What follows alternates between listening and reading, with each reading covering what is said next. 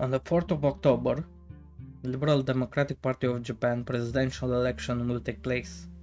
It sure seems that these elections are happening more and more often, perhaps indicating the political instability inside Japan currently, and also indicating more fundamental political changes that are happening across the entire country. Before we get into the candidates, however, we should give context as to why this election is even taking place. Both during the Kishiba and Ishiba government, the former Seiwakai members were targeted by being fired from ministerial positions and also being replaced from seats.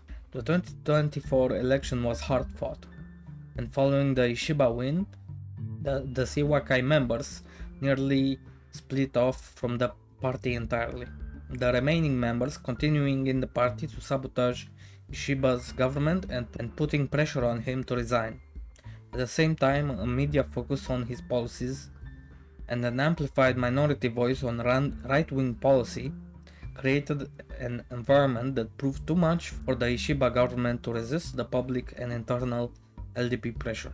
This, combined with an unfortunate economic position, which the government did not do enough to prevent, led to Ishiba announcing his resignation on September 7th. His official reasoning for quitting being, quote, "Now that negotiations on US tariff measures have reached a conclusion, I believe this is the appropriate time to step aside and make way for the next generation." Now, why did this happen? Simply put, the LDP fumbled with its hardline stance on conservative economic policy. In a period of rising food costs, drained savings, and low economic growth, the government did not address these problems in favor of what the Bank of Japan favored policy-wise. Now let's get to the candidates. First of all, the candidates. Firstly, Yoshimasa Hayashi. He is a very establishment LDP politician, and he is popular with nobody. Therefore, he has basically no chance of winning. Takayuki Kobayashi. He is a far-right politician, although he is special in certain ways. He has very little support, and people who are far-right would much rather prefer the more popular candidates. Toshimitsu Motegi. He has his own faction, one of the last few factions in existence. Therefore, he has internal LDP support.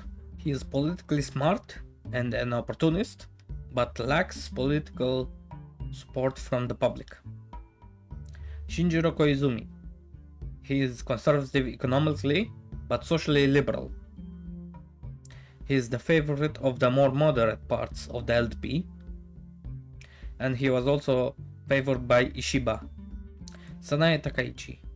She is expansionist economically, but reactionary socially. She is supported by former members of the Seiwakai and has large popular support. She is also a very controversial person due to her personal views and actions that she did in the past, but I shall cover this topic in another video. This, however, was also a last opportunity for the opposition to consolidate gains in LDP's moment of weakness. Thus, the CDP has possibly wasted their best chance to become more popular. So now that we covered why Sanae Takaichi is by far the most favorite to win this election, let us cover her agenda and the reasons why she will win. First of all, her promises. She made quite a number of them on multiple occasions, therefore we shall cover some of them. This is my interpretation from simply listening to her speeches. These are the points that I observed while listening to her speech. She promised max growth, but also protecting jobs from rising prices, abolishing provisional tax rates on gas and transit, raising the annual income threshold, I presume this is referring to the income tax, grants for local government bodies, this may possibly refer to LDP support, I'm not sure. She wants to establish the Japan Foreign Investment Committee to restrict foreign investment, and she also wants grants for research and growth. Also some restrictions on the import of solar panels, and other such activity. I'm somewhat unsure the reason for the latter. So what is my conclusion from this? Honestly, she will simply win just for having any plan at all. All the other candidates have no solid plan of action, and it is frankly embarrassing the lack of effort that went into their campaign. Nothing but air, mostly. The real question becomes, will she do what Shinzo Abe did with the Ministry of Finance or not? Will she get serious about implementing her policies, which if she does, she will come directly into conflict with the Ministry of Finance. Because that's what it really boils down to, and that's how real change, one way or the other, might happen.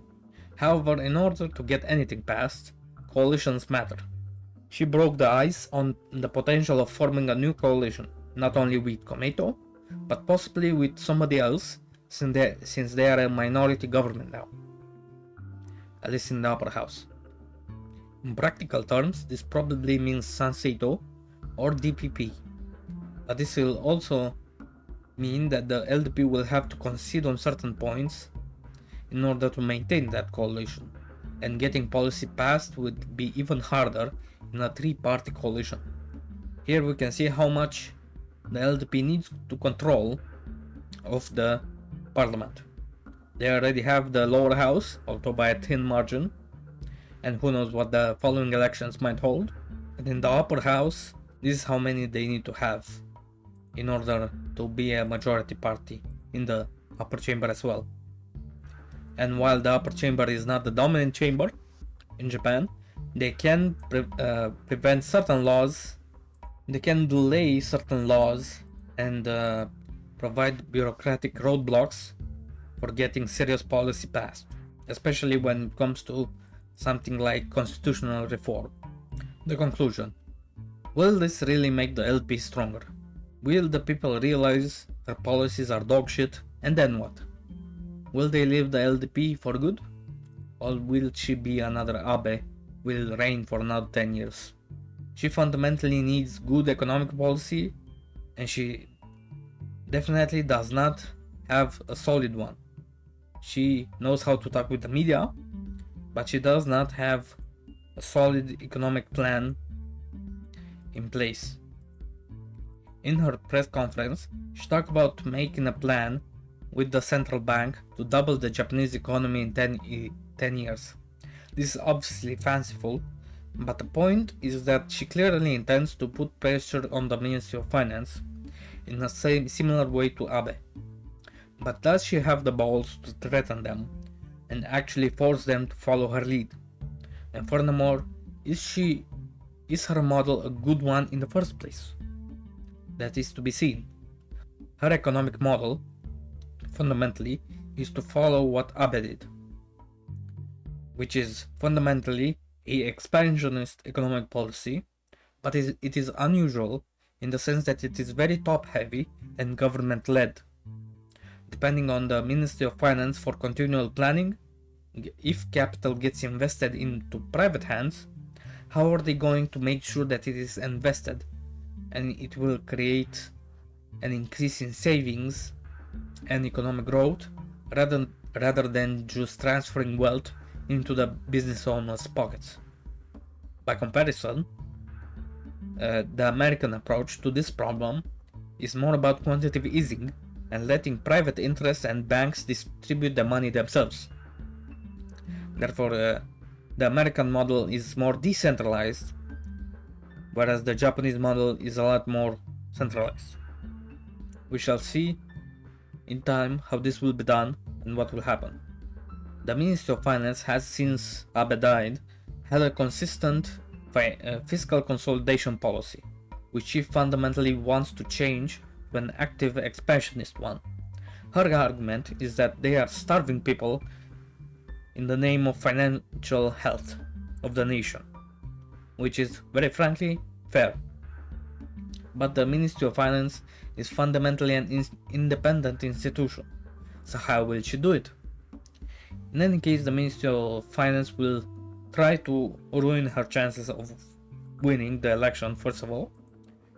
But even after she wins, which I very much think she will, by a considerable margin, she will have the greatest task ahead of her, that being dealing with the Minister of Finance. In any case, my prediction for the election tomorrow is that Sanaya Takaichi will win by a considerable margin, whereas the more moderate faction of the LDP will suffer a considerable defeat. Maybe this will finally wake them up to what's actually happening and lead them to implement actual popular policy, but I'm not getting my hopes up. In any case, the following elections will be interesting, and let us hope that Sanaya Takaichi will have a longer reign than Ishiba. Thank you very much for watching, and see you with the after election report.